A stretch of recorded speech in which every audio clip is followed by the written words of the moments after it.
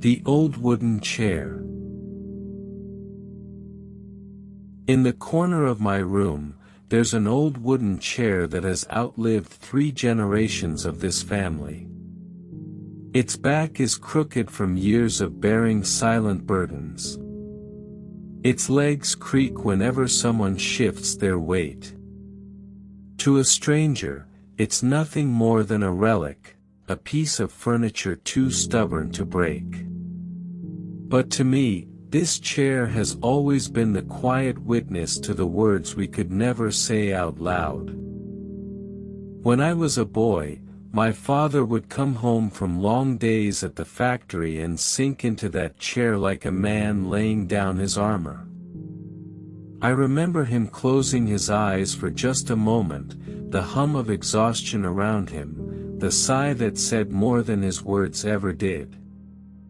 My mother would place a warm bowl of soup in his hands, and he'd eat in silence, staring at the floor, his thoughts drifting far beyond our walls.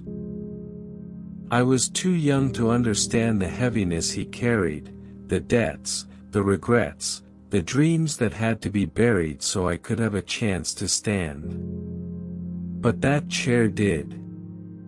It listened when he laid his worries down like folded coats on its backrest.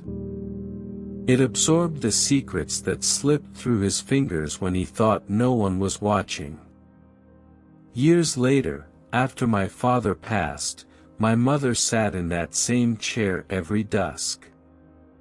She'd rock herself gently, her eyes half closed, whispering names of people long gone.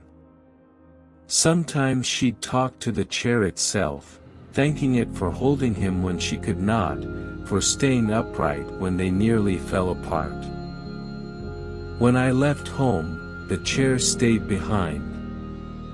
But when your grandmother and I built this house, I brought it with me, not just because it was his, but because I needed something sturdy enough to hold the weight of my own unspoken words.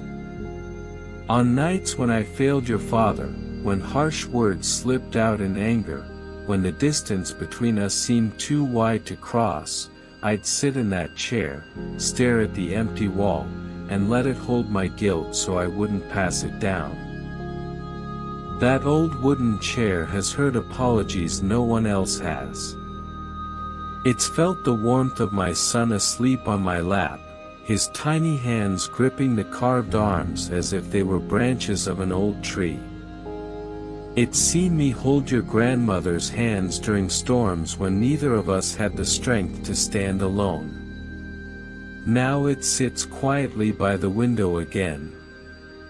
Its wood is cracked, its joints loose, but it has never failed. Tonight, when I run my hand over its arms, I think of all the burdens it has held, mine, my father's, my mother's, and I wonder if maybe it deserves rest too. So one day, when I am gone, and you find this chair old and creaking by the window, don't toss it out. Sit in it. Let it hold you as it held us. Tell it your worries, your failures, your dreams you're too afraid to speak. It won't judge you. It won't break. It will simply listen, like it always has, until you're ready to stand up again.